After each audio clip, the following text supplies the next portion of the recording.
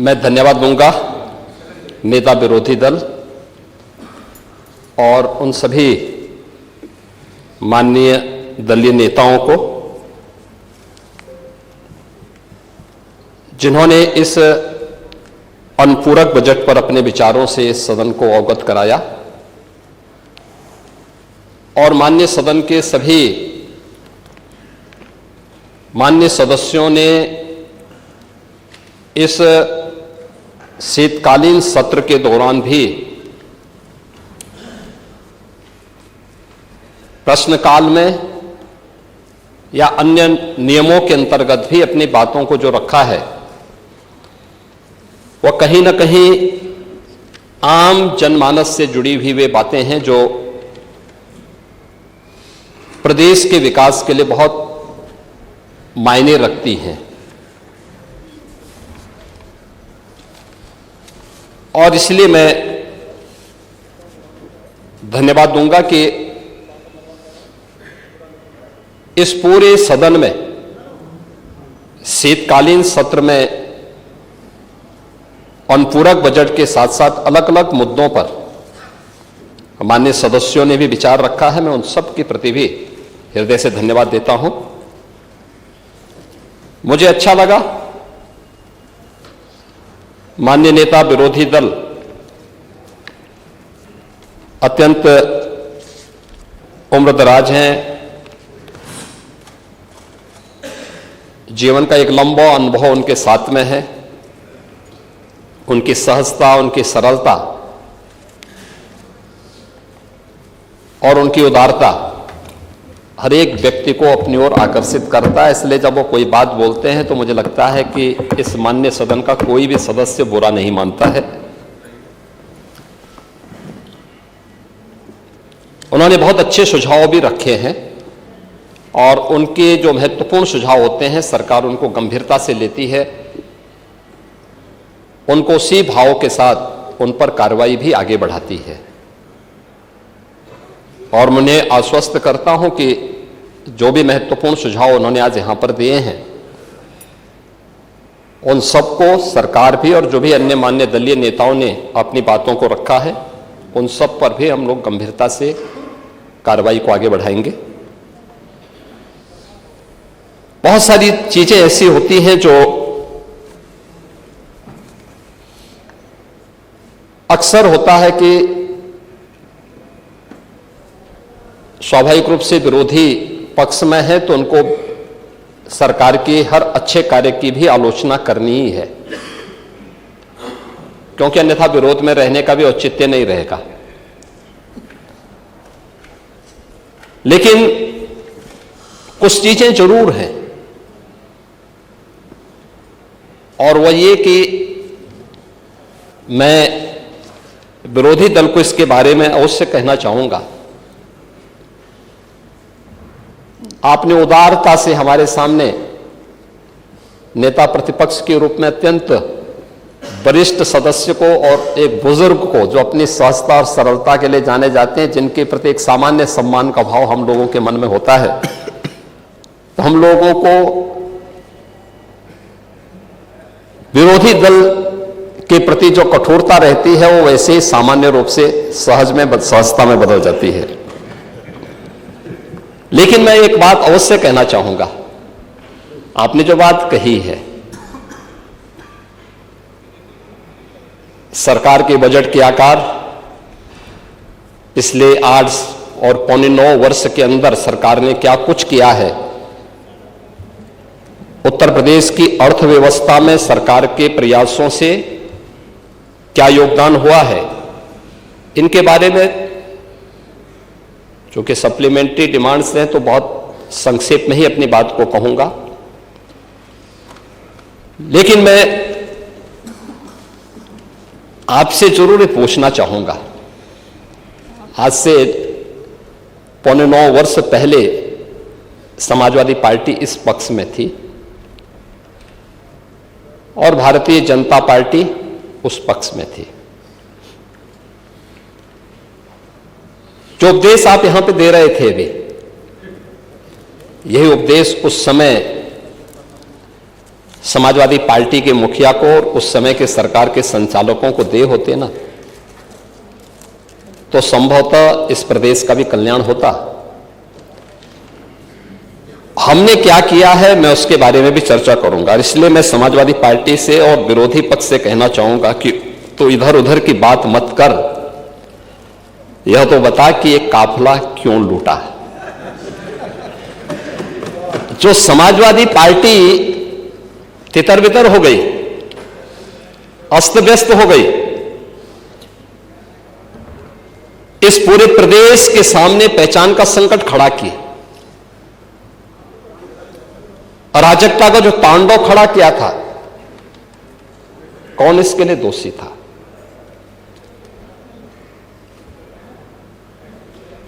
और मैं धन्यवाद दूंगा कि आपने बहुत सारी चीजों को स्वीकार किया कि हां अच्छा हुआ है। जैसे दुर्दांत माफिया और अपराधियों के प्रति सरकार की क्या नीति होनी चाहिए, और सरकार ने वह करके भी दिखाया।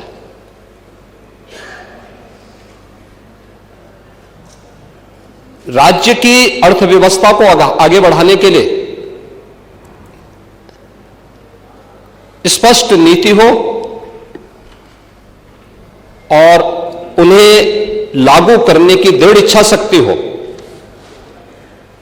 तो परिणाम लाए जा सकते हैं।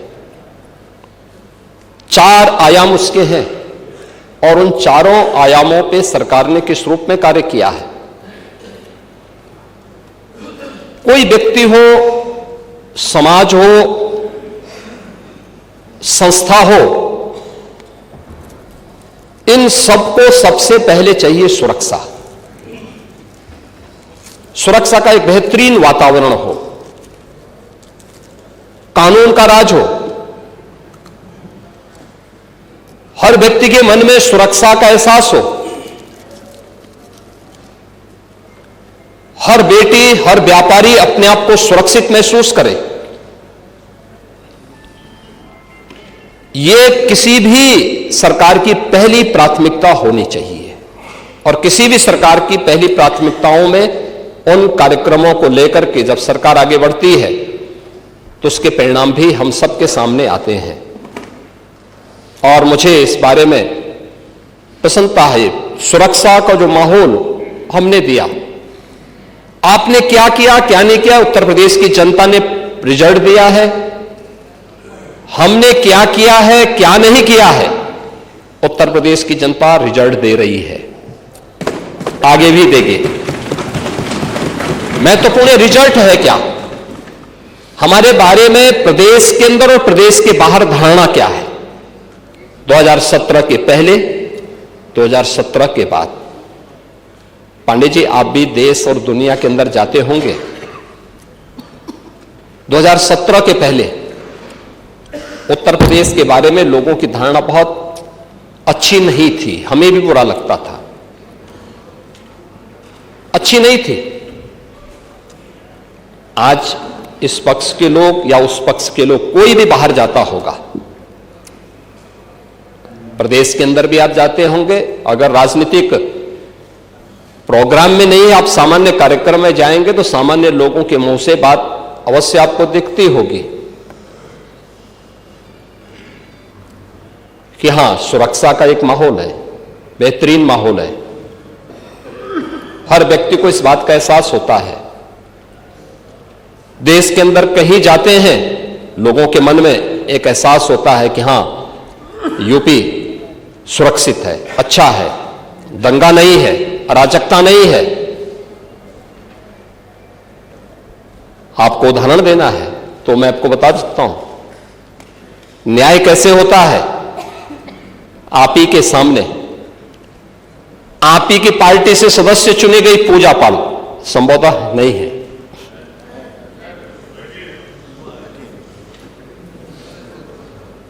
आपकी सदस्य थी, आपने उन्हें न्याय नहीं दिला पाए,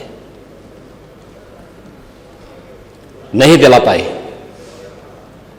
क्योंकि हिम्मत नहीं थी। माफिया के सामने झुकना मजबूरी थी। आप उन गुंडों और माफियाओं के सामने एक गरीब बेटे को न्याय नहीं दे सकते थे। आप बात तो पीडीए की करते हैं, क्या वो पीडीए की पार्ट नहीं थी? और न्याय कैसे होता है, ये हमारी सरकार ने तय किया। बेटी उस पक्ष की होगी, इस पक्ष की होगी, उसको न्याय मिलेगा, हर हाल में न्याय मिलेगा। और श्रीमती बिजमा यादव को भी मैंने बुलाया था, मैंने उनको कहा आपको सुरक्षा हम देंगे, आप चिंता की कोई बात नहीं। क्योंकि ये केवल एक सदस्य की बात नहीं, आपके और मेरे समर्थक की बात नहीं, सत्ता पक्ष और विपक्ष के समर्थकों की बात नहीं, प्रदेश की सुरक्षा का मामला है। प्रदेश की बेटी, प्रदेश की बहन और प्रदेश के हर व्यापारी को और हर नागरिक को सुरक्षा की गारंटी मिलनी चाहिए। ये सरकार की प्राथमिकता में है। और दूसरा जो आपने कहा है,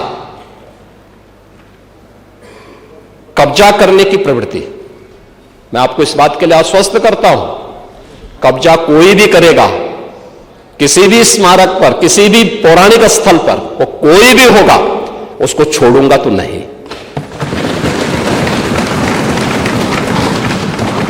आपके जिले में भी कुछ लोग कब्जा करना चाहते हैं, तो लोग बहुत चिल्लाते हैं। आपने अभी गांधी स्मारक से जुड़े हुए किसी एक मेरठ के स्थल का नाम बताया है, हम इसकी जांच करवाएंगे, पूरी रिपोर्ट लेंगे। और कहां खादी उद्योग का होगा, और आपके जिले में भी गांधी स्मारक से जुड़े हुए एक स्थल पर कब्जा करने की प्रवृत्ति चल रही है। हां, देखिए, अवैध अतिक्रमण जो भी करेगा वह तो हटना चाहिए। देखो, एक सरकारी जमीन, सरकारी भूमि गरीब के लिए होनी चाहिए। देखिए, मुझे अफसोस हो रहा था जब यहां पे ग्रामीण अभिलेख से जुड़े हुए एक बिल को प्रस्तुत किया गया, समाजवादी पार्टी ने उसका विरोध किया। देखिए, पहली बार हुआ है, और इस पूरे सदन को प्रधानमंत्री मोदी जी के प्रति आभार व्यक्त करना चाहिए कि आजादी के बाद पहली बार एक गरीब को, जहां पर आबादी की भूमि पर उसका मकान बना है, उसका अभिलेख उसके नाम पर पहली बार हुआ है। और पूरा देश प्रधानमंत्री मोदी जी के प्रति ग्रामीण अभिलेख से संबंधित एक संशोधन विधेयक हम लोग इस सदन में लेके आए थे। मैं सदन के प्रति आभार व्यक्त करूंगा कि सदन ने पास किया, लेकिन समाजवादी पार्टी ने प्रश्न खड़ा किया। यह अभिलेख उन्हीं गरीबों के लिए है कि जहां पर जिस गरीब का आवास होगा, आबादी की लैंड होगी, तो उस गरीब की परिवार की महिला सदस्य के नाम पे वो दर्ज होगा और उसका मालिकाना अधिकार उसको मिलेगा। उसके नाम पे वो बैंक से जाके कर्ज भी ले सकती है। लेकिन अगर उस आबादी की लैंड पर या किसी सरकारी लैंड पर कोई माफिया कब्जा करके जबरदस्ती उसको मॉल बना करके या कोई वसूली का अड्डा बना करके उसके माध्यम से अनैतिक और अवैध गतिविधियों का संचालन करके कोई छांगुर जैसा व्यक्ति वहां पे अनैतिक गतिविधियों का संचालन करेगा, तो उस पर बुलडोजर भी चलेगा, उसको भी कोई रोक नहीं सकता। और इसलिए सुरक्षा का ये वातावरण हर व्यक्ति के लिए आवश्यक है, और उस सुरक्षा का वातावरण ने परसेप्शन बदला है यूपी का। पूरे यूपी की सुरक्षा के इस वातावरण पर आज हर व्यक्ति कह सकता है कि आज यूपी में इन्वेस्टमेंट आ रहा है। मैं उस पर भी चर्चा करूंगा।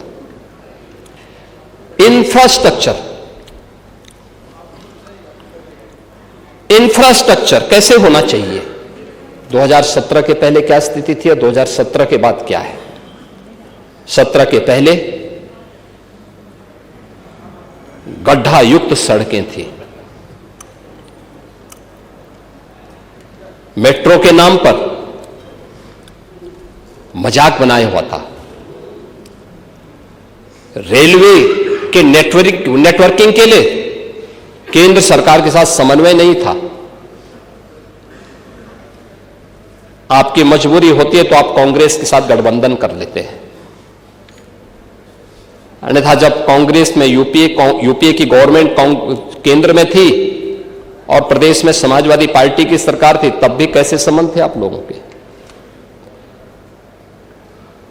यानी मजबूरी के नाम का नाम आपके संबंध थे, अन्यथा आप लोग किस प्रकार की अराजकता फैलाते थे किसी से छुपा हुआ नहीं है।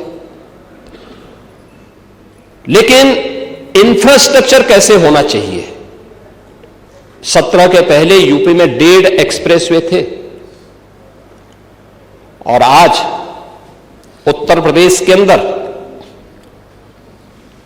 22 एक्सप्रेसवे, और देश के अंदर अगर ये सभी 22 के 22 बन जाएं तो 60% एक्सप्रेसवे पर अकेले यूपी का कब्जा होगा। अकेले यूपी, देश के अंदर जितने एक्सप्रेसवे होंगे उनमें 60% यूपी के पास। रेलवे का सबसे बड़ा नेटवर्क आज के दिन पर यूपी में है, 16,000 किलोमीटर का। इंटरस्टेट कनेक्टिविटी 4 लेन की,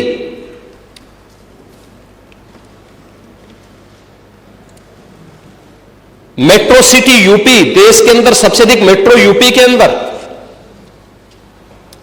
देश के अंदर सबसे अधिक एयरपोर्ट। 2017 के पहले यूपी के अंदर एयरपोर्ट की संख्या बहुत कम थी, उनमें से 2 संचालित थे, 2 आंशिक रूप से संचालित थे। आज 16 एयरपोर्ट संचालित हैं और उनमें से 4 इंटरनेशनल एयरपोर्ट हैं और 5वां इंटरनेशनल एयरपोर्ट जो भारत का सबसे बड़ा एयरपोर्ट है वह जेवर में नोएडा इंटरनेशनल एयरपोर्ट के रूप में अगले महीने संचालित होने जा रहा है। यह है उत्तर प्रदेश की स्पीड।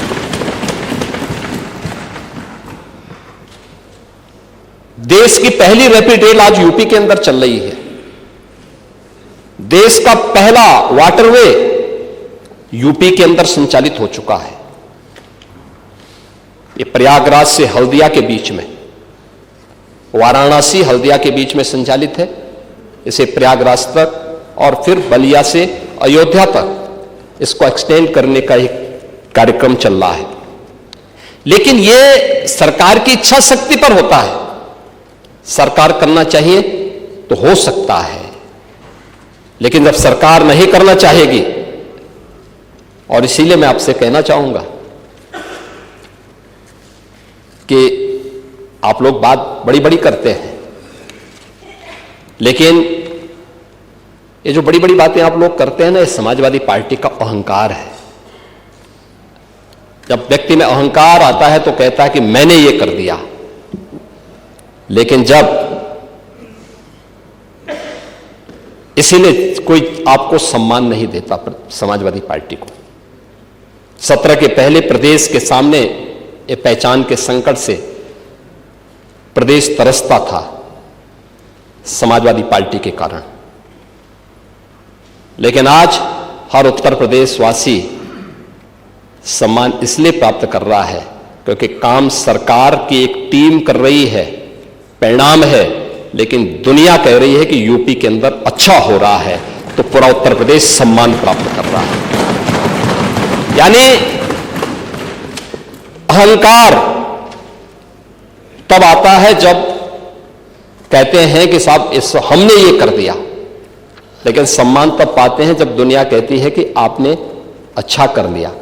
और आज दुनिया कह रही है कि यूपी ने अच्छा किया है, अच्छा कर रही है, हर एक मामले में अच्छा कर रही है, लेकिन इंफ्रास्ट्रक्चर के मामले में भी ये अच्छा यूपी के अंदर है। एम्प्लॉयमेंट, आप एम्प्लॉयमेंट की बात कर रहे थे, आपने शिक्षाविद भरे तो थे लोक सेवा आयोग में भी और शिक्षा आयोग में भी, क्या क्या कारनामे किए थे उन्होंने, क्या क्या कारनामे किए थे। जो हाई स्कूल 3rd डिवीजन था, इंटरमीडिएट 3rd डिवीजन था, आयोग का अध्यक्ष हो गया था। जो उसका आयोग जो उसके लिए एलिजिबल नहीं था उसको आपने आयोग का अध्यक्ष बनाया था, और क्या क्या गुल खिला रहा था। यूपी के नौजवानों के साथ खिलवाड़, इस समाजवादी पार्टी से ज्यादा किसने किया है? आज मैं कह सकता हूं, भर्ती जितनी पारदर्शिता के साथ हुई है, 8.25 वर्ष सरकार को होने जा रहे हैं, कल 8.25 वर्ष सरकार को होंगे पांडे जी, और 8.25 वर्ष में 9 लाख सरकारी नौकरी उत्तर प्रदेश के नौजवानों को बिना किसी घूसखोरी के प्राप्त हो जाए, ये पहले कभी नहीं हुआ, कभी नहीं हुआ। अभी आपने देखा होगा, और मैं तो आपसे भी कहूंगा, अभी हाल ही में हम लोगों ने 60,244 पुलिस कार्मिकों की भर्ती की थी, आरक्षी भर्ती की। सिद्धार्थनगर जनपद के बहुत सारे नौजवान हुए थे। आपको बुलाना चाहिए था अपनी विधानसभा के नौजवानों को, उनके परिवार के सदस्यों को बुलाते, उनको सम्मान देते, अच्छा रहता, क्योंकि आप उनके चुने हुए प्रतिनिधि हैं, आपको बुलाने का अधिकार है। क्या इससे पहले कभी हुआ? हम इतने बड़े पैमाने पर भर्ती इसलिए कर पाए क्योंकि हमने इसके लिए उतना इंफ्रास्ट्रक्चर दिया है, इससे पहले इंफ्रास्ट्रक्चर नहीं था। देखिए, यूपी के अंदर 17 के पहले पुलिस ट्रेनिंग के लिए हमारे पास कुल 3,000 की क्षमता थी। जब हम लोगों ने 2017 में पुलिस की भर्ती की व्यवस्था को देखा, कैसे इनकी ट्रेनिंग होगी, क्योंकि भर्ती नहीं करना, इनकी ट्रेनिंग भी करना है। वर्दीधारी फोर्स के लिए महत्वपूर्ण होता है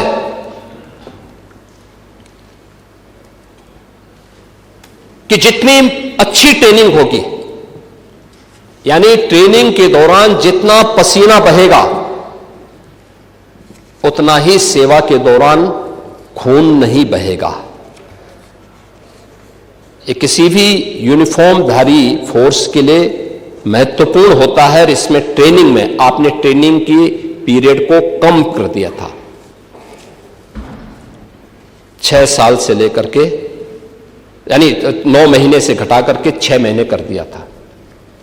और भर्ती के लिए योग्य नौजवान को प्राथमिकता नहीं देते थे। और शिवपाल जी तो उसके मास्टर हैं, इनकी तो पीएचडी ही इसमें है। पूरी भर्ती की प्रक्रिया को तार तार हर व्यक्ति बेहाल था। आज उत्तर प्रदेश का नौजवान नौकरी प्राप्त कर रहा है।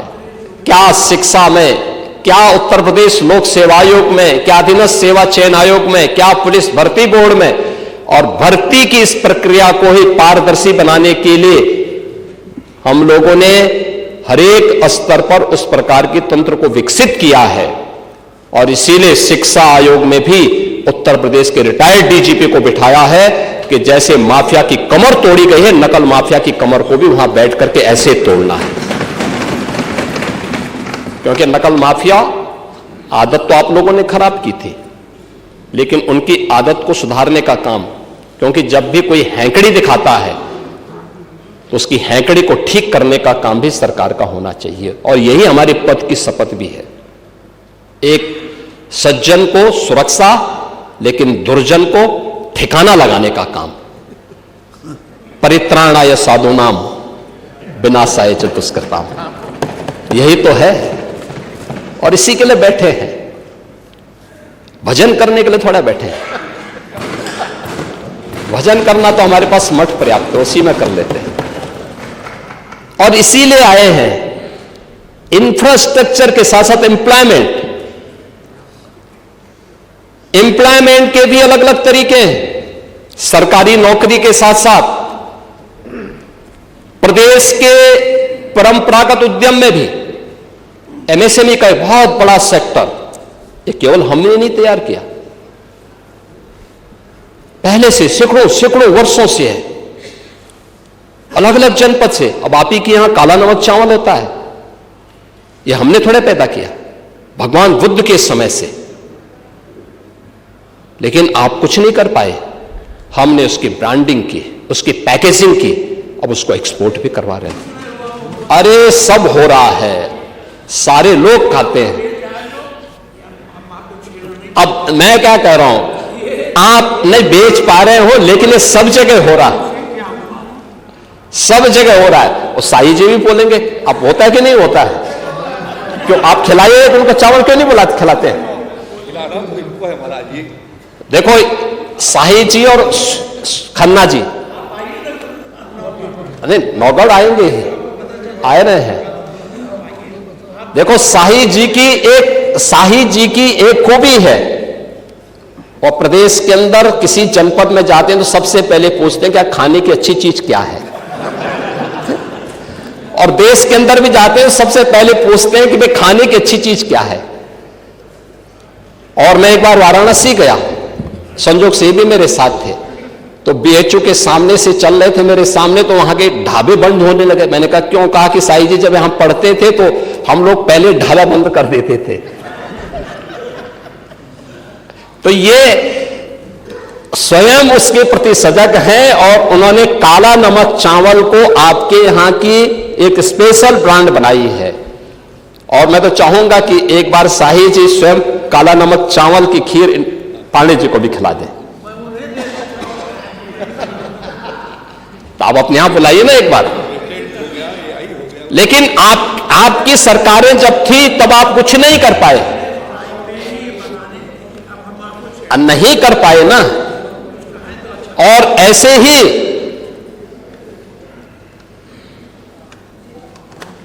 ही खन्ना जी हैं।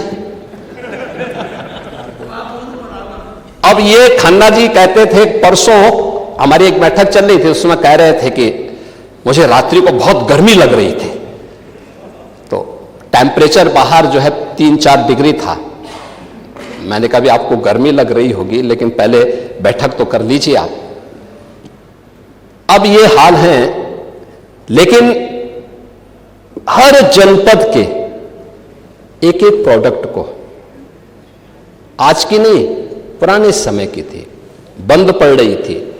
उनके पास टेक्नोलॉजी नहीं थी, उनके पास डिजाइन नहीं थी, मार्केट की डिमांड क्या है उनको जानकारी नहीं थी, उनको पैकेजिंग की जानकारी नहीं थी। सरकार ने उनको फैसिलिटेट किया। आज एमएसएमई का देश के अंदर सबसे बड़ा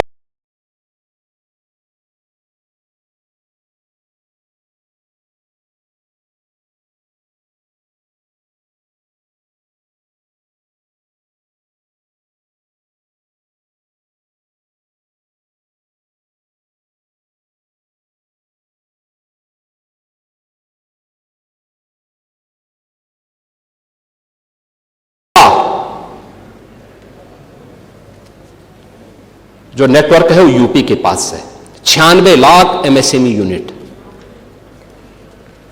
लगभग 1.25 करोड़ लोग, अकेले 2 करोड़ परिवार केवल एमएसएमई यूनिट के माध्यम से अपनी आजीविका का उपार्जन कर रहे हैं। 2 करोड़ से अधिक का एक्सपोर्ट यूपी करता है अपने एमएसएमई यूनिट से, दुनिया के बाजारों में यहां का सामान भेज करके। ये काम 17 के पहले भी हो सकता था, इच्छा शक्ति नहीं थी, नहीं थी ना। नहीं, दंगा तो आप लोग, आपकी नीतियां दंगा कराते थे, दंगा तो आप ही लोग कराते थे। दंगाइयों को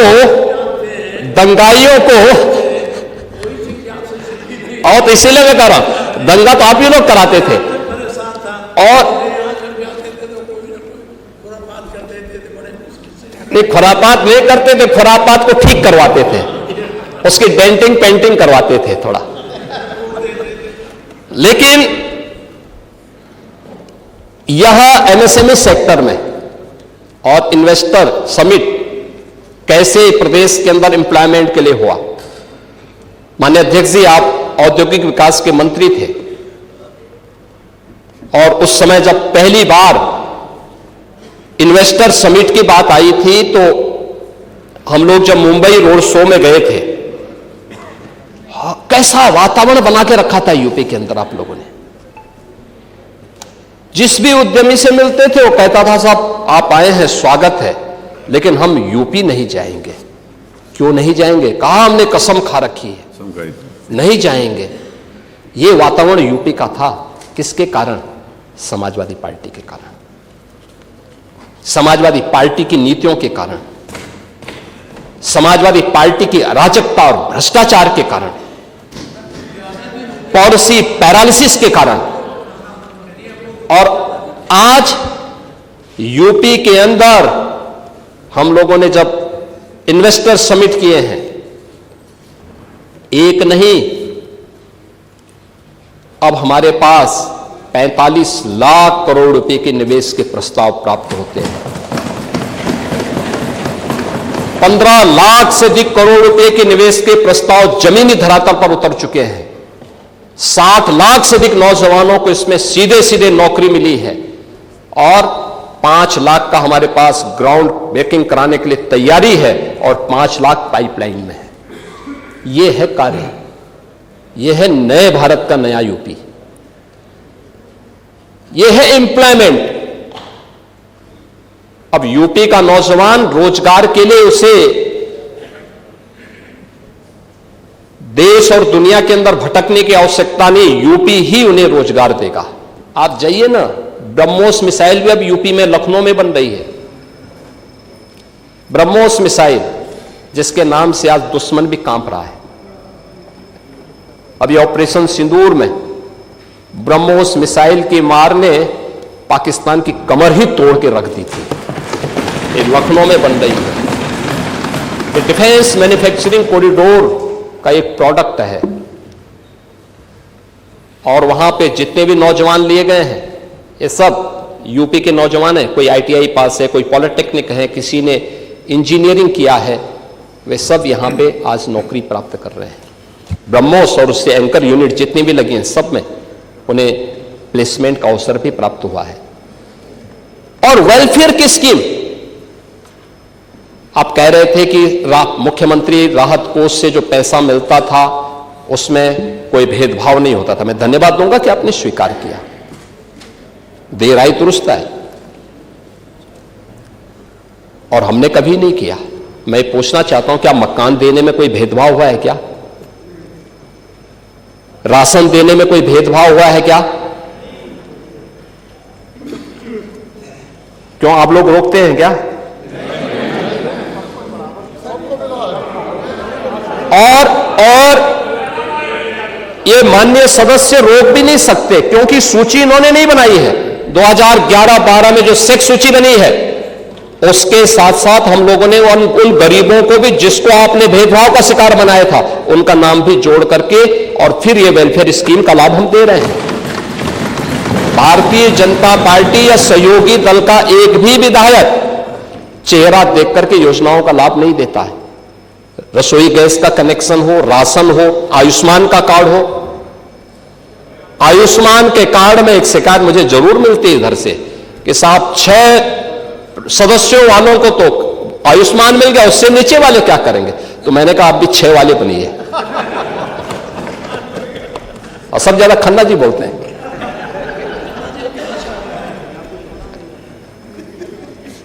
अब आपसे सीखें ना। लेकिन कभी नहीं भेदभाव हुआ है। और ऐसे ही सीएम रिलीफ फंड से पैसा देने में भी यह हमारे लिए पाप है, चेहरा देख करके योजनाओं का लाभ देना। उत्तर प्रदेश की 25 करोड़ की आबादी के कल्याण के लिए, उसकी सुरक्षा के लिए सरकार खड़ी है और बिना भेदभाव की योजनाओं का लाभ देगी। हाँ, उसमें भी दे रहे हैं। अभी त्वरित का पैसा इधर ही नहीं मिला तो उधर भी कहां से? सभी को मिलेगा, सभी को पैसा मिलेगा। और हमने तो पीडब्ल्यूडी में भी मांगा था। देखो पहली बार, पाणी जी कह रहे थे समीक्षा की बात, नियमित रूप से समीक्षा होती है, एक एक विभाग की समीक्षा होती है, एक एक कार्यक्रम की समीक्षा होती है। हर जिले के अंदर वहां का जो सीनियर जनप्रतिनिधि है, माननीय सांसद या प्रभारी मंत्री हर महीने जिले के अंदर जाकर के बैठक लेता है। सीनियर जो मेंबर ऑफ पार्लियामेंट है वहां पर दिशा कमेटी के माध्यम से उन योजनाओं को कैसे इंप्लीमेंट करना है इसकी भी समीक्षा होती है। उनकी रिपोर्ट शासन में आती है, फिर उसको विभागीय स्तर पर आगे क्रियान्वयन किस रूप में होना है इसके बारे में भी कार्रवाई आगे बढ़ती है। पीडब्ल्यूडी की बैठक की पूरी कार्य योजना मैंने स्वयं अगस्त और सितंबर में माननीय विधायकों के साथ बैठक करके उस कार्य योजना को आगे बढ़ाने के लिए किया, और उसी के अनुरूप हर एक विधानसभा क्षेत्र में सड़क के लिए, पुल के लिए और जो उसके अलग अलग मद हैं, मानते हैं जितनी डिमांड थी उसके अनुरूप पैसा नहीं जा पाया होगा, फेज वाइज जाएगा, लेकिन कोई भी 403 विधानसभा में कोई विधानसभा नहीं बचेगी जहां विकास का पैसा जिससे वंचित रह जाए, हर जगह जाएगा, अवश्य जाएगा, और इसमें कोई भेदभाव किसी भी सदस्य के साथ नहीं है। हां, सीएम रिलीफ फंड में हम लोगों ने एक नया संशोधन जरूर किया है कि जिनके पास पहले से आयुष्मान कार्ड है वे आयुष्मान कार्ड का पहले उपयोग करें। पैसा कम पड़ जाता है, जिलाधिकारी रिपोर्ट लगा के दे और उस पर हम सीएम रिलीफ फंड से पैसा देंगे। दूसरा, कुछ हॉस्पिटल से हमें कुछ हॉस्पिटल्स की ऐसी शिकायत हमें मिली थी कि इनके द्वारा गलत बिलिंग की जा रही है, उसमें हमें कार्रवाई करनी पड़ी थी। इन सब पे कार्रवाई हुई है, अन्यथा पैसे में कोई रोक टोक नहीं है, और उसमें जो भी सदस्य लिखता हो, इस पक्ष का हो, उस पक्ष का हो, उस पक्ष का हो, किसी भी पक्ष का हो, सबको पैसा मिला है, आगे भी पैसा मिलेगा, कोई इसमें संदेह नहीं होना चाहिए, क्योंकि गरीब के प्रति सरकार की संवेदना है। हर गरीब के प्रति सरकार उसी मजबूती के साथ खड़ी है। इस सरकार की वेलफेयर स्कीम का लाभ भी इसी प्रकार से बिना भेदभाव के प्राप्त हुआ है। और इसीलिए जब अनुपूरक बजट को देने की बात आई, जब कोई नया मद है, कोई नई चीज हम प्रारंभ करने जा रहे हैं, उसके लिए जब बजट की आवश्यकता पड़ती है और हमारे रूटीन बजट का वो पार्ट नहीं है, तो सरकार को इस प्रकार के निर्णय लेने पड़ते हैं, और सरकार ने उन्हीं चीजों पर आगे बढ़ाया है।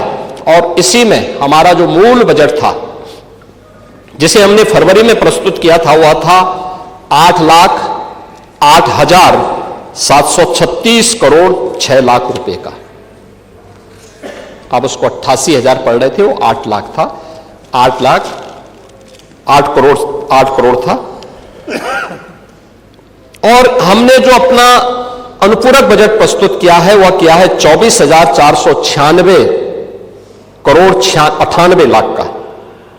यह हमने किया है, जिसमें जो धनराशि उन मदों के लिए जिसमें रूटीन बजट के लिए धनराशि नहीं थी, उसमें एक्सप्रेसवे के लिए, ऊर्जा के लिए, स्वास्थ्य से संबंधित जिन मदों के पे धन नहीं था उनके लिए, निवेश, नगरीय सुविधाओं के लिए, तकनीकी शिक्षा और महिला सशक्तिकरण के लिए जो धनराशि की आवश्यकता थी, उस पर हम लोग इस बजट को हम लोगों ने इसमें प्रस्तुत किया है। इसको लेंगे तो ये पूरा बजट हमारा अब बनकर के तैयार हो जाएगा। यह 8 करोड़ 33 लाख 8,33,233 करोड़ 4 लाख रुपए का यह हमारा टोटल बजट हो जाएगा वर्ष 25-26 का। मैंने आपसे इसी बात को कहा था कि हमें रिजल्ट पे ध्यान देना होगा। रिजल्ट क्या है? एक रिजल्ट तो मैंने बताया परसेप्शन के बारे में। ये 4 क्षेत्रों में जो कार्य किए गए, समान रूप से कार्य हुए हैं, उसके परिणाम आपके सामने हैं। और परिणाम क्या है? परिणाम ये है, उत्तर प्रदेश की अर्थव्यवस्था, आज जो हर व्यक्ति यूपी के अंदर निवेश करने के इच्छुक है, यूपी के बारे में अच्छी धारणा बनाया हुआ है, इसके पीछे उत्तर प्रदेश के अंदर हुए उन कार्यों की और डबल इंजन की सरकार की डबल स्पीड को अब वो यूपी के अंदर देख रहा है। परिणाम क्या है? आपने पॉलिसी पैरालिसिस के कारण यूपी को बीमारू राज्य बना दिया था। यूपी जैसा राज्य बीमार हो गया था, पहचान के संकट का मोहताज हो गया था। आज पॉलिसी पैरालिसिस नहीं है। आज हमारे पास 33 सेक्टोरल पॉलिसीज है, पिक एंड चूज नहीं है, इसमें आप आइए, निवेश करिए। सरकार के ये नियम है, सरकार इस पे इसके अनुरूप आपको ये सुविधा देगी। परिणाम है यूपी के अंदर निवेश आ रहा है। यूपी देश के अंदर एक ड्रीम डेस्टिनेशन बना है इन्वेस्टमेंट का। इसके परिणाम स्वरूप बीमारू राज्य से उभर करके पिछले 5 वर्ष में यूपी अब रेवेन्यू सरप्लस स्टेट के रूप में अपने आप को स्थापित किया है। और जितना यूपी प्रोग्रेस किया है, आज देश के अंदर आर्थिक स्थिति में अन्य राज्यों की स्थिति यूपी से उतनी अच्छी नहीं जितनी यूपी आज है। ये प्रयास से होता है, शुद्ध नियत से होता है, स्पष्ट नीतियों से होता है। उन नीतियों को जमीनी धरातल पर उतारने की इच्छा शक्ति से होता है। और उन कारणों से आज सरकार ने इन चीजों को आगे बढ़ाया है। आज हमें इस बात पर प्रसन्नता होती है कि हमारी सरकार ने उत्तर प्रदेश के पर लगे हुए बीमारू के कलंक से हमने इसको यूपी को मुक्त किया है। आज यूपी बीमारू राज्य नहीं है। गत 5 वर्ष से रेवेन्यू सरप्लस स्टेट के रूप में आज यूपी मजबूती के साथ, दमदारी के साथ आगे बढ़ रहा है। और डबल इंजन की, डबल स्पीड की सरकार भी पॉलिसी पैरालिसिस का शिकार नहीं है। हमारे पास अलग अलग सेक्टर की पॉलिसीज हैं। कोई भी निवेशक आएगा, उसके लिए लैंड बैंक है, पॉलिसी के दायरे में आकर के निवेश कर रहा है। और सरकार ने उसको यहां पे एक गुड गवर्नेंस का एक माहौल भी दिया है, बेहतरीन सुरक्षा का माहौल दिया है। आज कोई गुंडा किसी इंडस्ट्रीज को फोन नहीं कर सकता, किसी व्यापारी से गुंडा टैक्स नहीं ले सकता, नहीं कर सकता। अगर करेगा तो उसको भी मालूम है कि इसके परिणाम क्या होंगे। कोई जानबूझ करके उलझेगा तो उसको भी मालूम है कि जानबूझ के उलझने का मतलब अब वह स्थिति नहीं है कि जब पुलिस आगे आगे दौड़ती थी और गुंडे उसको पीछे से दौड़ाते थे। अब वह यूपी नहीं है। अब ये वह यूपी है जो हर प्रदेशवासी को सुरक्षा की गारंटी तो देता है, लेकिन हर गुंडे को इसके लिए चेतावनी भी देता है कि सुधर जाओ, नहीं तो यमराज के यहां जाने के रास्ते भी खुले हुए हैं और यमराज का बुलावा आ जाएगा।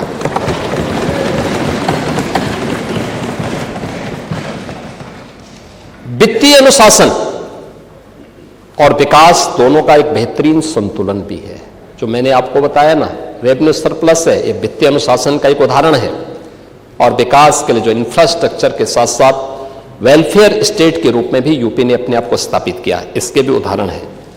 आज यूपी के अंदर अपराध और अपराधियों के प्रति जीरो टॉलरेंस की नीति का परिणाम क्या है? एक fearless business, ease of doing business, trust in doing business.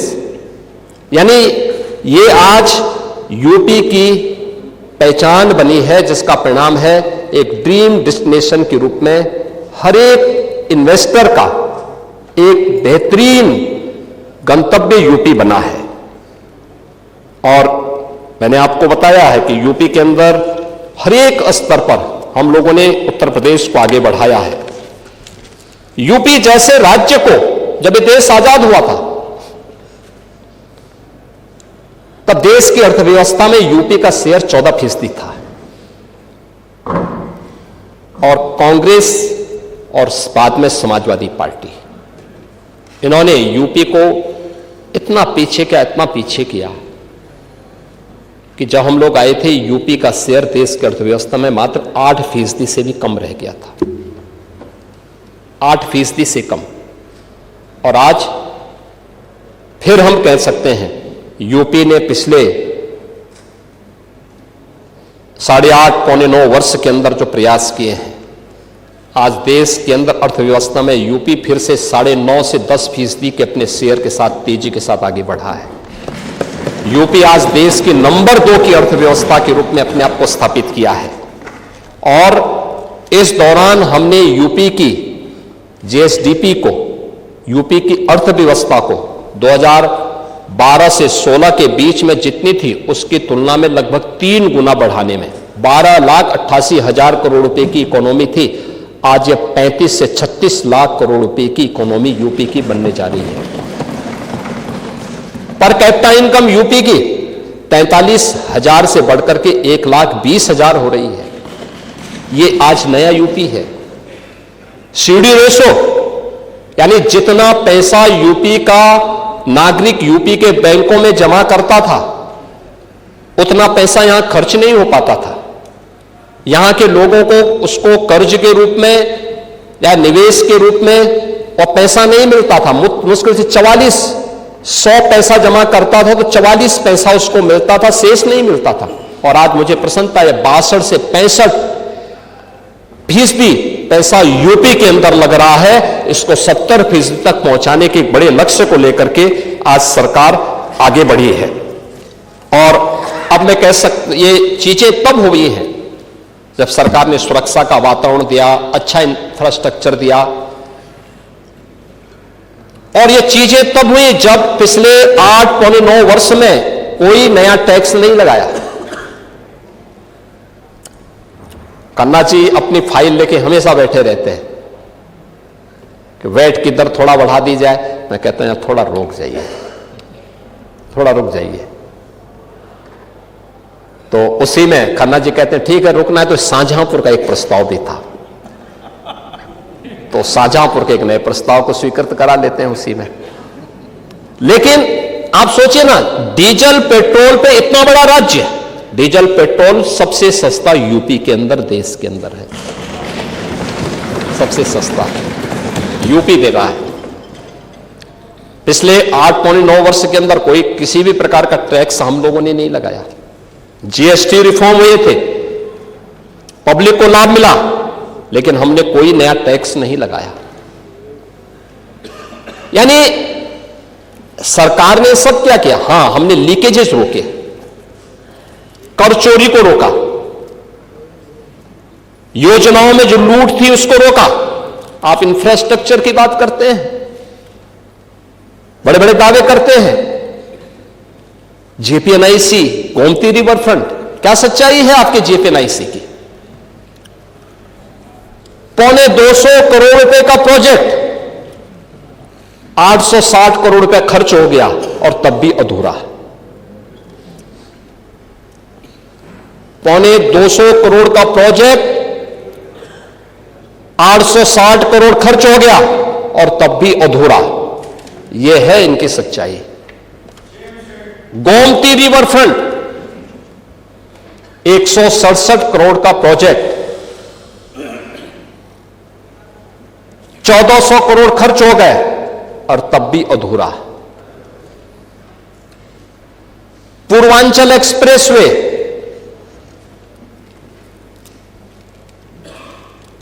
ईश्वर की बड़ी कृपा हुई कि तब तक आपकी सरकार जा चुकी थी और हमने फिर से उसका मूल्यांकन करवाया।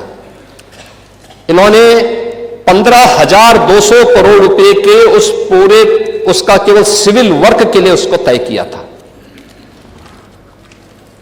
और उससे 10 मीटर चौड़ा, 1 किलोमीटर लंबा इन्होंने 340 किलोमीटर तय किया था। हमने थोड़ा सा उसके अलाइनमेंट को अलग से लेकर के 341 किलोमीटर लंबा बनाया, 120 मीटर चौड़ा किया और उसे जिसे 15,200 करोड़ रुपए में बना रहे थे, हम लोगों ने 11,800 करोड़ रुपए में वही एक्सप्रेसवे बना के दिखाया।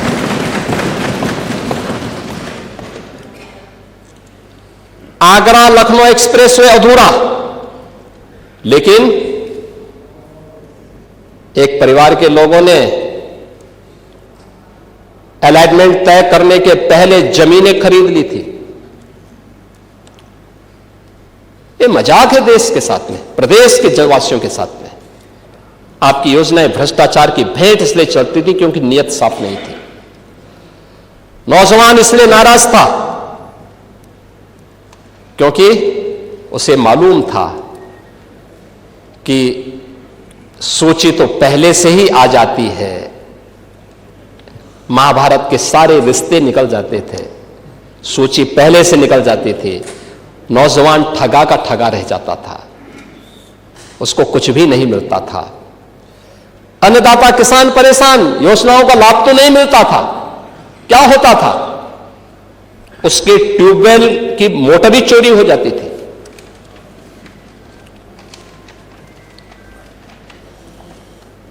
हमने उसको सुरक्षा की गारंटी भी दी, 16 लाख प्राइवेट ट्यूबवेल को फ्री में बिजली की गारंटी भी दी है, और यूपी पहला राज्य है जो अपने अन्नदाता किसानों को सर्वाधिक बिजली की आपूर्ति करता है, सर्वाधिक आपूर्ति करता है। हमारे पश्चिम के किसान आए थे, हमारे आरएलडी के सभी माननीय सदस्य हैं, बालियान जी हैं, ये सभी हमारे माननीय विधायकगण हैं, पश्चिमी यूपी से हमारे जितने भी विधायकगण, ये लोग अक्सर आते थे मेरे पास, कहते थे कि साहब गन्ना किसानों का कुछ हो जाए। हमने कहा चिंता मत करिए, यूपी 400 रुपया गन्ना मूल्य का भुगतान कर रहा है किसानों को, और 1 सप्ताह के अंदर गन्ना मूल्य का भुगतान। यानी कोई मान सकता है यूपी जैसे राज्य में अब तक, यानी हमने 2,92,000 करोड़ रुपए से अधिक का गन्ना मूल्य का भुगतान गन्ना किसानों को, अकेले गन्ना किसानों को किया है, अकेले गन्ना किसानों को यूपी ने। यह है यूपी की नई प्रोग्रेस। करने की इच्छा शक्ति होनी चाहिए, और सरकार ने यह काम जो भी किया है अपनी पारदर्शी व्यवस्था के माध्यम से किया है। आपके समय में थानों में भय पलता रहा, अपराधी और माफिया आपके खास रहे। यह बात आपकी सरकार के समय की कानून व्यवस्था से चरितार्थ होती रही है, लेकिन आज प्रदेश के अंदर कोई वो नहीं। देखो, बहुत स्थिति आपके समय में था कि वो, यानी जाति के नाम पे बांटो, भाषा और क्षेत्र के नाम पे लड़ाओ, तुष्टीकरण को बढ़ाओ, अराजकता और वैमनस्यता पैदा करो, यही तो कर रहे थे। दंगे, जंगल राज, माफिया राज, वन डिस्ट्रिक्ट वन माफिया, गुंडा टैक्स, अवैध वसूली। अभी तो मैंने शुरुआत की, ये तो अभी शुरुआत है। सत्ता के संरक्षण में पैरेलल नहीं, 11 वर्ष नहीं, अभी तो आपको जो है 2047 तक इंतजार करना होगा। अभी 2047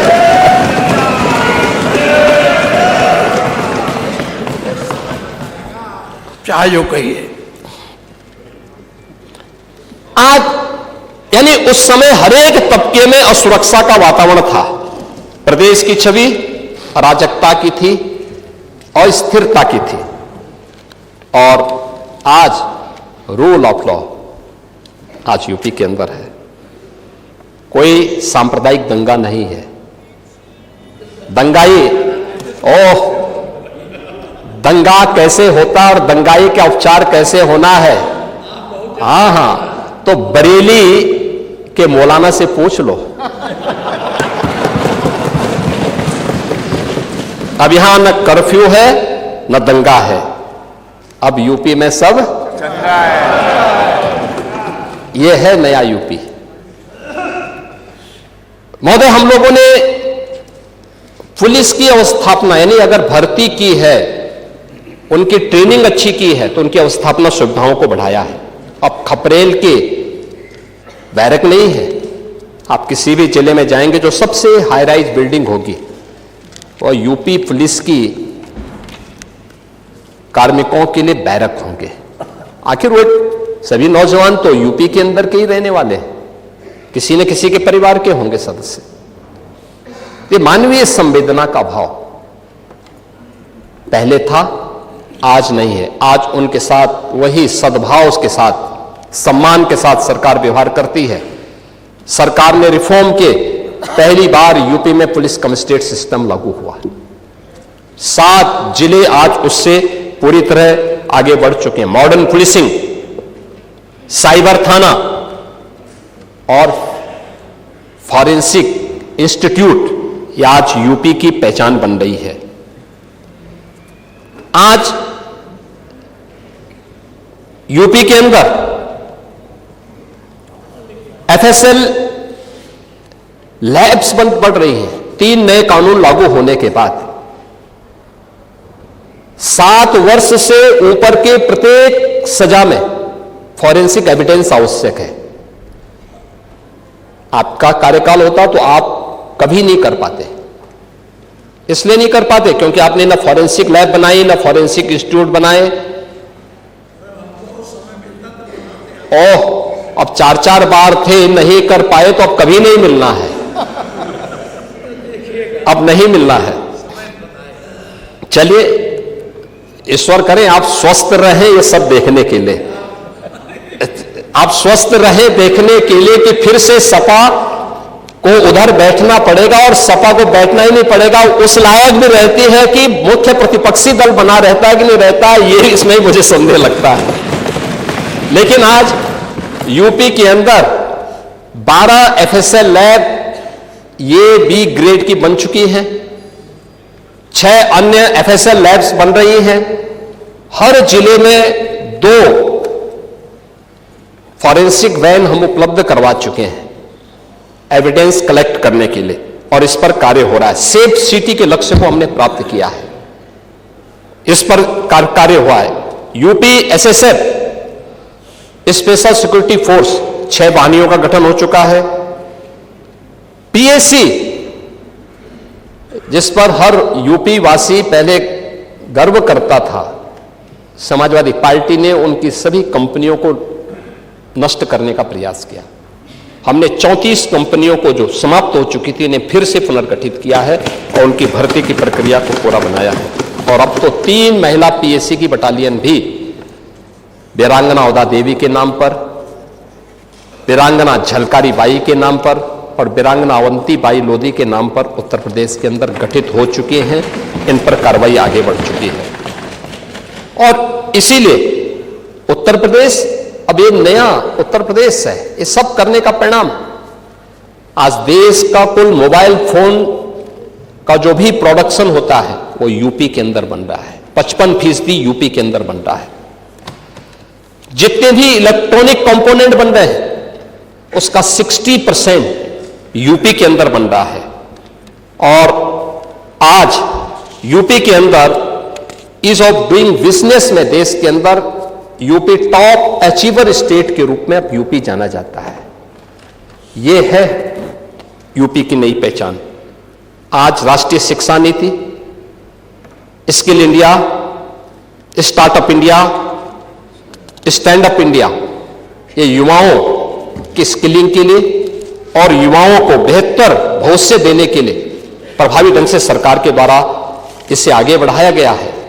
आज आर्टिफिशियल इंटेलिजेंस में, सेमीकंडक्टर में, साइबर सिक्योरिटी के लिए, रोबोटिक्स में, ड्रोन टेक्नोलॉजी में, इलेक्ट्रिक व्हीकल में, agritech, fintech, deep tech, health take, tourism और हॉस्पिटलिटी में, डिफेंस, मैन्युफैक्चरिंग और स्पोर्ट्स जैसे क्षेत्रों में भी उत्तर प्रदेश ने नए गंतव्य प्राप्त किए हैं और तेजी के साथ उत्तर प्रदेश अब आगे बढ़ चुका है। महोदय, यूपी के अंदर जो प्रयास प्रारंभ हुए, यूपी जैसे राज्य में इतनी फर्टाइल नहीं, इतना अच्छा जल संसाधन, लेकिन टेक्नोलॉजी नहीं देते थे, अच्छा सीड नहीं देते थे। कल किसान दिवस था। किसानों के मसीहा चौधरी चरण सिंह जी के 123वीं जयंती के अवसर पर एक कार्यक्रम विधान भवन के सामने भी हुआ था और मैं समझता था कि नेता प्रतिपक्ष और हमारे विरोधी दल के भी सदस्य उसमें भाग लेंगे, क्योंकि चौधरी साहब तो प्रदेश के नेता थे, देश के नेता थे। आप उस कार्यक्रम में नहीं थे, आएंगे भी नहीं आप लोग, क्योंकि आप लोग तो हर एक कार्य को आप वोट बैंक के नजरिए से देखते हैं। आपकी नियत है, आप किसान को वोट बैंक की नजर से देखते हैं इसलिए कुछ किए नहीं, आप दलितों को वोट बैंक की निगाह से देखते हैं इसलिए कुछ बोलते नहीं। इसलिए मैं कह रहा हूं ना, देखो बांग्लादेश में एक दलित नौजवान को कैसे जला दिया गया। आप लोग गाजा पट्टी में होने वाले किसी भी उस पर आंसू बहाते हैं, लेकिन आपकी जबान से एक शब्द नहीं निकल रहा है क्योंकि एक दलित नौजवान मारा गया बांग्लादेश में, और उस नौजवान के मरने पर आपकी जबानें सिल चुकी हैं क्योंकि आप उसको केवल वोट बैंक के रूप में इस्तेमाल करते हैं। ये राजनीति नहीं है पांडे जी, ये राजनीति नहीं है, ये वो सच्चाई है जो आपकी तुष्टीकरण की नीति है जिसके कारण बांग्लादेश बना है। अगर बांग्लादेश पाकिस्तान नहीं बना होता, इस तरीके से हिंदू नहीं जलाया होता, और जलाता तो फिर उसकी क्या दुर्गति होती या वह भी जानता। ये सुरक्षा की गारंटी, वहां मारे जा रहे हैं हिंदू, आप लोग नहीं बोलेंगे। एक कैंडल मार्च निकाल के चलते हैं गांजा के मुद्दे को लेकर के, लेकिन पाकिस्तान और बांग्लादेश में हिंदू मारा जाता है तो आपके मुंह बंद हो जाते हैं क्योंकि मरने वाला हिंदू है, दलित है, आप बोलेंगे नहीं। और यही सच्चाई है। निंदा प्रस्ताव पारित होना चाहिए और यह प्रस्ताव नेता विरोधी दल की तरफ से आना चाहिए कि इस घटना की हम भर्त्सना करते हैं और बांग्लादेश सरकार को इस बात की चेतावनी देता हूं। इसीलिए हम कह रहे हैं, नोट करना, ये चीजें होनी चाहिए और हमारा भी प्रयास होना चाहिए। जब बांग्लादेशी को यहां से निकालेंगे और रोहिंग्या को यहां से बाहर का रास्ता दिखाएंगे तो उनके समर्थन में मत आना, क्योंकि उनमें से बहुत सारे लोगों के वोट आपने बनवाए हैं, उनके बहुत सारे लोगों के लिए आधार भी बनवाने का पाप किया है आप लोगों ने। इसलिए इन चीजों को ध्यान में रखना और एक एक चीज की स्क्रीनिंग होगी, बहुत प्रभावी कार्रवाई करेंगे। हमारे ही देश में रह करके हमारे लोगों के खिलाफ अपराध और वहां पे निर्दोष हिंदुओं पर अत्याचार करोगे, निर्दोष सिखों पे अत्याचार करोगे, यह स्वीकार्य नहीं हो सकता है। और यही आप करते हैं कि किसानों के बारे में भी आपका आचरण यही है। कल देखिए शाही जी ने चौधरी चरण सिंह सीड पार्क का भी जमीन आवंटन का काम प्रारंभ कर दिया। अच्छा, किसान को अच्छा बीज मिले, अच्छी तकनीक मिले, कम लागत में ज्यादा उत्पादन। आपके समय में क्या होता था? लागत ज्यादा थी, उत्पादन कम था, बाजार नहीं था, किसान तबाह था, परेशान था, बिचौलियों के द्वारा लाभ ले लिया जाता था। आज किसान सुरक्षित है, किसान को योजनाओं का लाभ मिल रहा है। और कल चौधरी साहब के नाम पर कार्यक्रम था और इन सभी माननीय सदस्यों ने गन्ना मूल्य के बारे में कहा, हम लोगों ने दिया, लगातार दे रहा। यूपी आज के दिन पर देश के अंदर गन्ना उत्पादन का नंबर 1 का राज्य है। आपके समय में चीनी मिलें बिकती थी, बंद होती थी, वर्षों का गन्ना मूल्य बकाया रहता था, किसान तरसता था। अब यह स्थिति नहीं है। अब अन्नदाता किसान हमारे लिए वोट नहीं, वह सम्मान का पात्र है। आज उसको नए तकनीक के साथ आच्छादित किया जा रहा है। 22 लाख हेक्टेयर से अधिक भूमि को सिंचाई की सुविधा दी गई है। आप स्वीकार करें ना करें, लेकिन उस सच्चाई को जमीन पर देखेंगे तो ये चीजें आपको देखने को मिलेगी। और परिणाम क्या है? परिणाम है जो आपने 8% किसान विकास की दर रखी थी, कृषि विकास की दर, अब ये बढ़कर के 18% पहुंच चुकी है यूपी की कृषि विकास दर। एमएसपी के साथ ही डीबीटी के माध्यम से भुगतान करने में आज उत्तर प्रदेश देश के अंदर नंबर 1 स्थान पर है।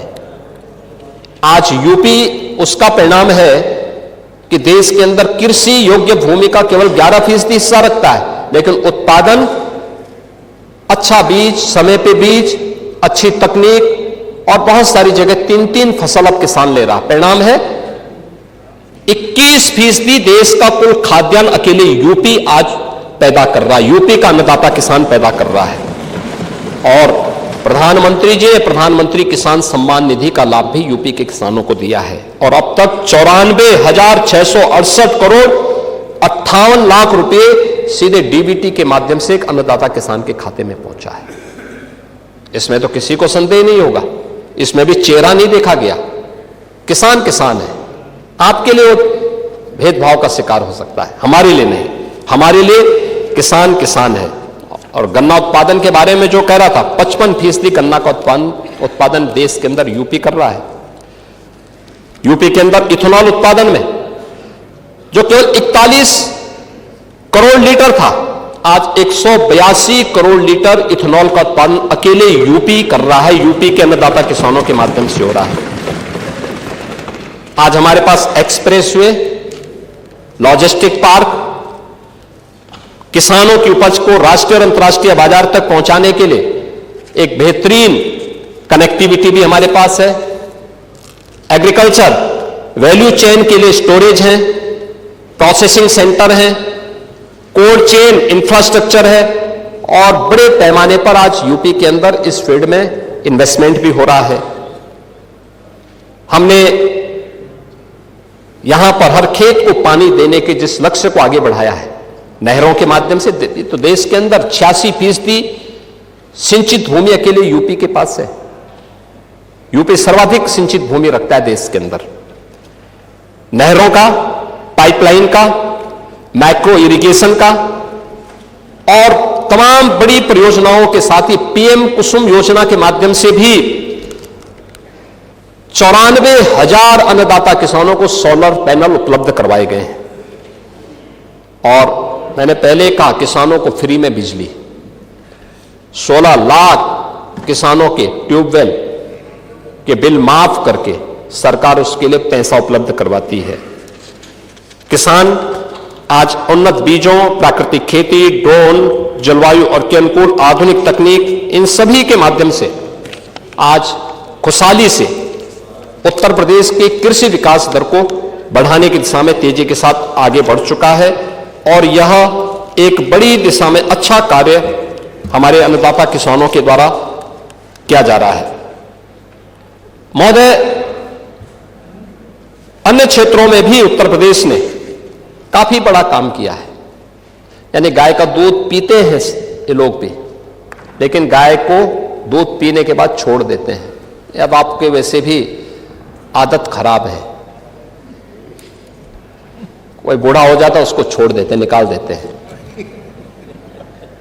लेकिन हमारी सरकार ने तो हर एक का हम ध्यान रखते हैं। 16 लाख से अधिक गौवंश के लिए गौ संरक्षण स्थल बना करके सरकार कार्य कर रही है और 1500 रुपये एक गाय का अन्नदाता किसान अगर पालता है अपने घर में तो उसका वेरिफिकेशन करने के बाद भुगतान सरकार कर रही है। परिणाम है दुग्ध उत्पादन में अग्रणी राज्य है। स्मार्ट खेती, मिलेट्स यानी श्री अन्न की खेती के विस्तार में भी उत्तर प्रदेश ने देश के अंदर अग्रणी स्थान बनाया है। और संजय निषाद हैं, इन्होंने पांडे जी को कभी बुलाओ अपने यहां मछली खाने के लिए। मत्स्य उत्पादन में भी उन्होंने दुगनी हैं। पांडे जी मछली खाएंगे? रहे हैं ना? नहीं नहीं, मैं छीन के नहीं। आपके यहां आते कि नहीं आते हैं?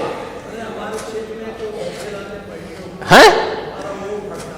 अच्छा, आपके वोट बैंक को भड़काते हैं। भड़काते नहीं होंगे, खिलाते होंगे। खिलाइए लेकिन पिलाइए मत।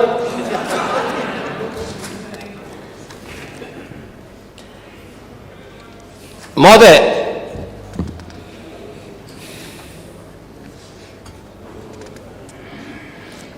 ऊर्जा के बारे में आज नेता विरोधी दल ने इसके बारे में चर्चा नहीं की और संभवतः वह खैर अच्छा है। उनको बिजली मिल रही है, उनको इससे, क्योंकि गांव में बिजली पहले मिलती नहीं। अच्छा, आप नहीं, ये चीजें दिखाती हैं कि गांव में, देखिए वैसे भी गांव में बिजली मिल रही है तो आप संतुष्ट होंगे। आप देखिए शिवपाल जी के बगल में बैठ जाते हैं, थोड़ा संगत का असर पड़ जाता है, लेकिन वैसे आप सच बोलते हैं। लेकिन ये सच्चाई थी कि 2017 के पहले उत्तर प्रदेश के अंदर जो पावर प्रोडक्शन था वह कुल 7,159 मेगावाट का था। आज 11,595 मेगावाट का उत्पादन अकेले यूपी के अंदर, हम लोग यहां पर यूपी के अंदर पावर जनरेट कर रहे हैं। अभी हाल ही में जो हमारी अभी कुछ प्रारंभ होने जा रही है, इसमें से 6,541 मेगावाट की नई परियोजनाएं हमारी बहुत जल्दी उत्पादन शुरू कर देंगी, जिसमें घाटमपुर, खुर्जा, अनपरा ई, ओबरा डी, मेजा, इन सब की 6,541 मेगावाट के अतिरिक्त इससे हमें मिलेगी। यानी आने वाले समय में अकेले यूपी 18,136 मेगावाट बिजली का उत्पादन करेगा। पीएम सूर्य घर मुफ्त बिजली योजना में 1 गीगावाट की सोलर क्षमता हम लोगों ने हासिल की है और यूपी देश के अंदर अग्रणी राज्यों में इसमें है, जिसमें सोलर पैनल किसी भी घर में लगेगा तो उस घर की बिजली का खर्चा आधे से भी कम हो जा रहा है। अगर वो व्यक्ति उसको ठीक ढंग से देखभाल कर लेगा तो बहुत अच्छे ढंग से इसको आगे बढ़ाने में सरकार आगे कार्य कर रही है। सुरक्षा का परिणाम है कि जो पहले वोमेन फोर्स, महिला जो शक्ति थी, ये जो काम करती थी पहले, कामकाजी महिलाओं को काम करने का जो पहले स्कोप था 17 के पहले, वो केवल 13% था। आज उसका शेयर उत्तर प्रदेश के अंदर बढ़कर के 35% से अधिक हुआ है, 36% के आसपास हुआ है।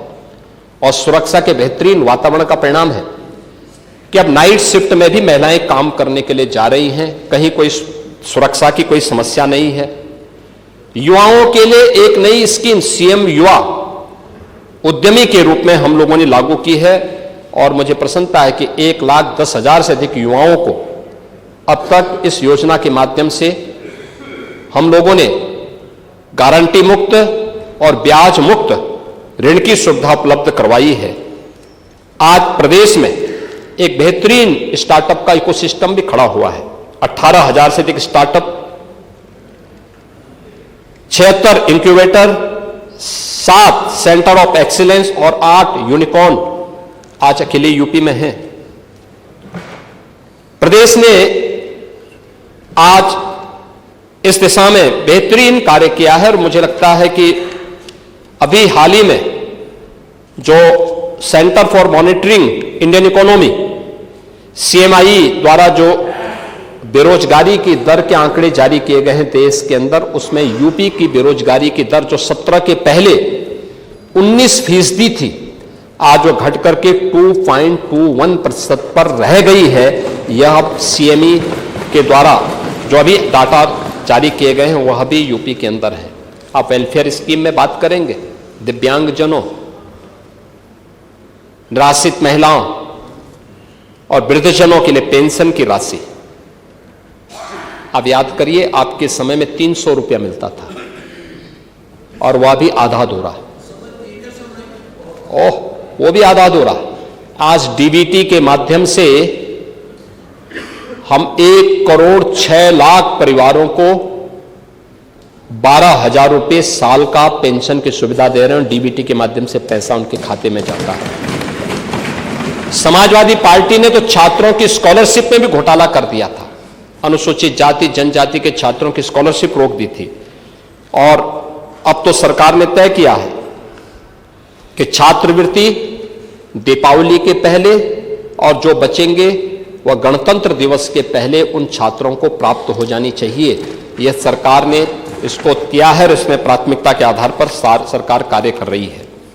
आज प्रदेश के अंदर जो सरकार के द्वारा कार्य प्रारंभ किए गए, इसमें स्वास्थ्य के नए उसमें मेडिकल कॉलेजेस की संख्या अब बढ़कर के यूपी के अंदर यह 81 हो गई है। आपके यहां भी मेडिकल कॉलेज है माधव बाबू के नाम पर। लेकिन ये रेफर कर देते माननीय मुख्यमंत्री जी, जब सामुदायिक स्वास्थ्य केंद्र से कोई मरीज मेडिकल कॉलेज रेफर होता है तो गोरखपुर मेडिकल कॉलेज को रेफर करते हैं।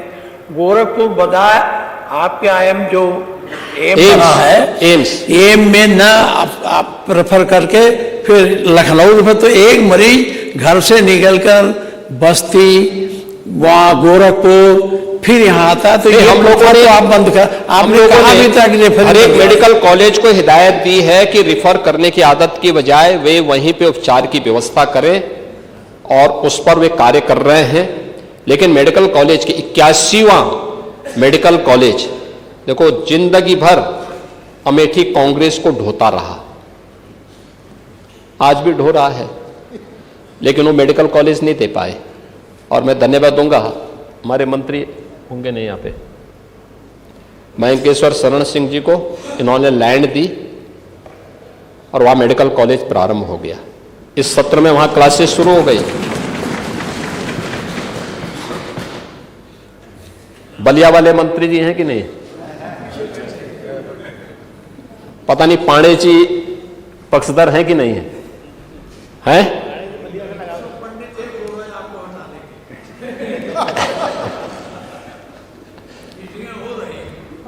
आपको धन्यवाद, आपको बहुत बहुत धन्यवाद। आप तो है ना हमारे साथ में, तो आप हैं तो फिर क्या आप दया शंकर सिंह के यहां मेडिकल कॉलेज खोलने के पक्षधर हैं कि नहीं हैं? लेकिन अपने समय में नहीं कर पाए थे, पैसा नहीं था।